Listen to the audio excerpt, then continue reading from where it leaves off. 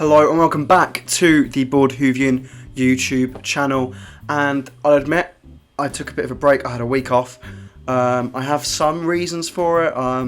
I went to a football match on last weekend, and that was really fun. I had a lot of fun there. As well, I started a new job and I was just doing it short term, just to work a week, just to get some money over these holidays before I come back. As you can see, I am back at university. And yeah, I actually haven't finished packing. I'm not going to pan the camera over because I had to set the stand up. But yeah, like, my bed's not done and my suitcase is on my bed currently, just lying there, not opened. So I've got to sort that out when I finish recording this. So with this video, what I wanted to do is I kind of had this idea pretty soon after Legends of Sea Devils. Now, obviously, if you saw my review, you'd know I wasn't too happy with the episode. And you know, usually when you let an episode die down and you think about it, it usually changes. But like, I still am thoroughly convinced it's possibly my least favourite episode of this era. Potentially. It's bottom 3. I know that. It's really, I just really don't like it. But obviously we ended on the high of the trailer for the Centenary, and I think I finally reached the end of my tether with, you know, this whole, oh look, an old person's coming back, oh look at this, and Tegan and Ace are coming back. But then I think, hold on, who's writing for them? And now I'm suddenly not too convinced it's gonna go too well. And also, you know, there's rumours that there's more people are going to appear in it. There's rumours that Sylvester McCoy and Colin Baker are in it, and if that happens, oh my god, you know, it's juggling way too much. And I don't know, I'm really not that positive. You know, I'm going into into the final episode of a Doctor's era, not positive at all. And it's months away. We don't even know the title. We've had one trailer, and I'm just sat back going, nope, not confident. It's going to be good. And I'll admit, Legends of Sea Devils really bummed me out. It killed all my hype. It destroyed my hype for the Centenary, and I did kind of fake that little hype. Even though I love the fact that Ace and Tegan are returning, because I like them both, I don't like the fact that they're in this era, and they're being written in an era where I don't think they'll be done quite just as they deserve. I mean, you look at Captain Jack, and I don't think he is used that well in his first appearance. He just kind of shows up for the sake of it, and then he has an actual role in Revolution. But in Revolution, I still don't like him, and that doesn't really look that good considering what's happened with John Barrowman since. Kate Stewart coming back, why? Really not used. There's no point in her being there. It's so dumb. Like, bringing her back was just so pointless. Even though you're bringing her back now, it's like, okay, we could have just brought her back in this story. Like, if you're going to bring her back and use her. Literally, it was just like a flashback to 2017, and then she was here for 5 seconds, and that was it.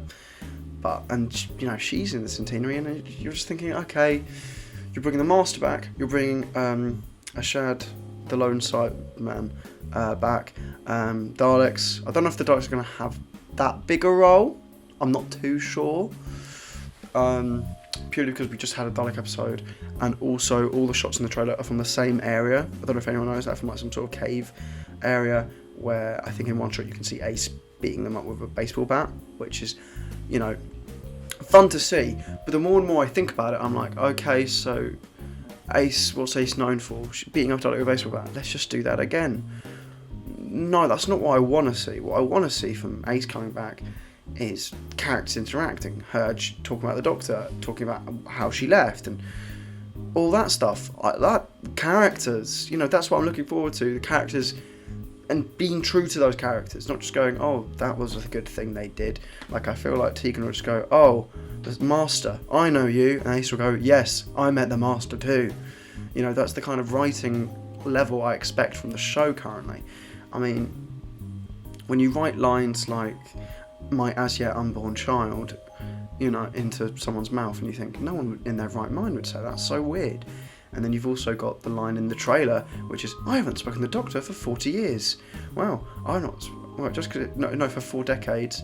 Well, it's been 3 decades for me, and you're just like, I don't think people would speak like that. That's clearly in that line. That's clearly written in a way which is unnatural. but it's there for the purpose of people who don't know who they are, just going, yep, these people were classic companions in the 80s. You know, it's just a bit, yeah, don't know. But I've got to say, I'm really not confident. Bringing back the Master makes sense to conclude her arc. Yes, that's good. Oh god, I forgot, they're bringing back Vinder as well. Like, yeah, of the announced people that are in it, it's already a bit bloated. And I'm thinking, God, how the hell are they going to sort this out? I don't know how long it's going to be. I will watch it, I will review it, but I'll be honest, I'm not excited for it at all. I'm really excited for the next era. And I'm so glad we're there's just one episode gap. There's a 1 episode gap between, you know, an episode which I'm not looking forward to, and an episode which I've been looking forward to since September. But yeah, and that's the sad case of it. You know, I'm pretty confident RTD has started filming, but I'm pretty sure they've started production, whether that means filming or just like, you know, prep. But like, yeah, I'm pretty sure it's in production currently. And because of the dates, because obviously I think it was on Doctor Who Twitter, and like Tharies has talked about it, and other people have talked about it, the fact that the dates for them because they're filming one of their shoots is like from now until July, and they're thinking, if that's one shoot, that's really early for the 60th or for a series 14. And people have said, I think they might be sneaking in a Christmas special this year. If that is the case, oh my god, I'd lose my mind. I'd love a Christmas special. If it's not, then who cares? And if it's just like, hey, we're trying to get 1 or 2 episodes out before the 60th, I don't know. But like with that, I'm so excited. I'm looking forward to see what Russell Davies can do with a big anniversary special, because he paid homage to the classic era, but he very much did a lot of his own thing with stuff, and you know, his callbacks weren't Stephen Moffat style callbacks, and I think Stephen Moffat did a great job with Day of the Doctor. I don't know, I feel like Russell Davies, if he was given the anniversary special, which he has been given, would try something completely new. Which is why, even though we have all these rumours about Doctors coming back, part of me thinks, I don't know if Russell Davies would go down that route, which is the obvious route. But you never know, do you? You never know with these writers, and especially with Russell Davies. He's unpredictable. He's an amazing writer. You know, I feel like he's going to just do something which we don't think of, and he's going to, you know, just absolutely nail it. I'm so looking forward to his era. But with Chris Chibnall, look, I'll be honest here, I will do more videos on the current era. I do have a series planned where basically I'm going to go through every Doctor's era, talk about the episodes I like, talk about the episodes I dislike, and basically give an overall view on that Doctor's era.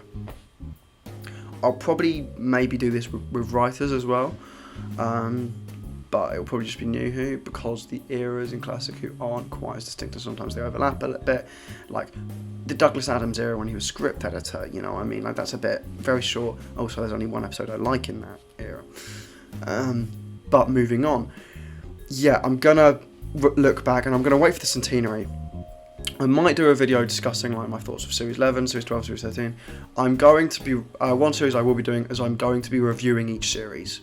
In New Who, I'm going to review each series. So when I say that, I'm not going to review each episode.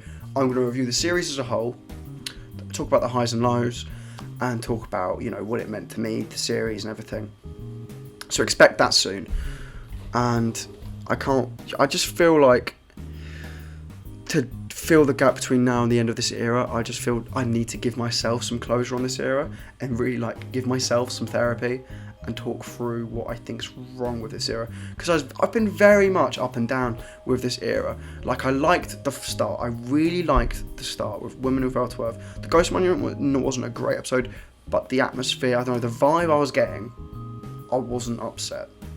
Rosa, I don't know, looking back there's things wrong with which I don't like, but I didn't mind it on first viewing. Rax in the UK, yeah, not great. Saranga is the next one, I think.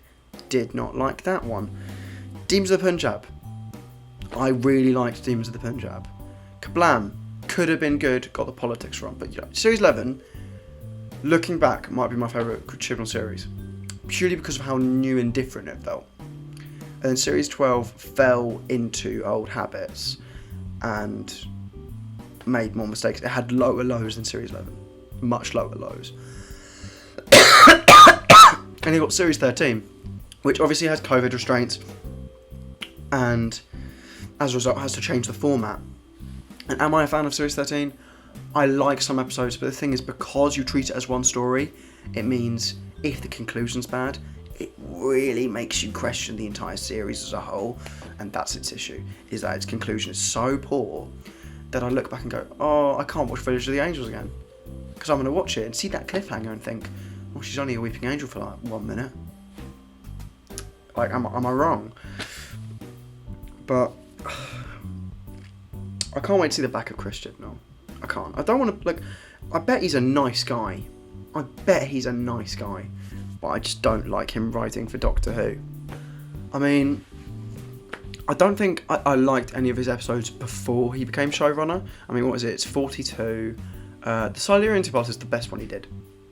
It was okay. It was pretty deep. It wasn't amazing. It was just okay. It was good. I liked it when it first did. I never really minded it.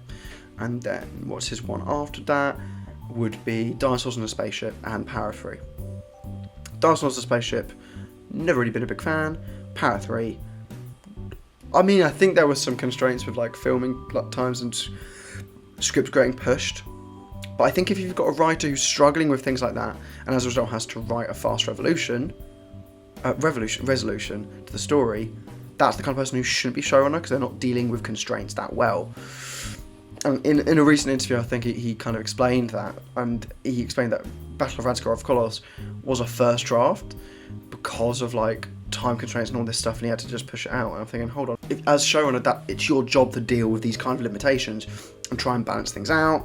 You know, could he have when you see that, you maybe should take a little bit less responsibility on yourself. You should maybe pass 1 or 2 more stories over so you can ensure you can get the stories done in time. I mean, I know for a fact Ross Davies had to write Midnight in 2 days, and he did. I know that's harsh because Chibnall is not as good a writer as Ross Davies, but still, if that's what the standard was with the showrunner and how they're dealing with things, the fact that you're letting a first draft for me should never go out on television. And the Battle of Radskar, of course, was just a bit. I just really didn't like it. So overall, what is this video about? It's about my concerns for the end of this era, my kind of honest opinion on where I'm at with this era. I'm just kind of at a loss, really, and I'm happy to see the back of it, and expect more videos where I will maybe go a bit in depth on this era as a whole. But right now, this is the only video I can get done. I just wanted to get something out there for this week, and this is kind of what I wanted to talk about. But yeah, I'm going to do more videos on that. The next video I do will be my random review of Full Circle. So at the end of my last random review, I did the randomizer and found that would be my episode. So I'm just going to do that and see how the story holds up. But yeah, I've been the Bored Whovian. Make sure to I'm closing. So yeah, make sure to subscribe if you want to see more videos that I do. I do a lot of different videos all surrounding Doctor Who.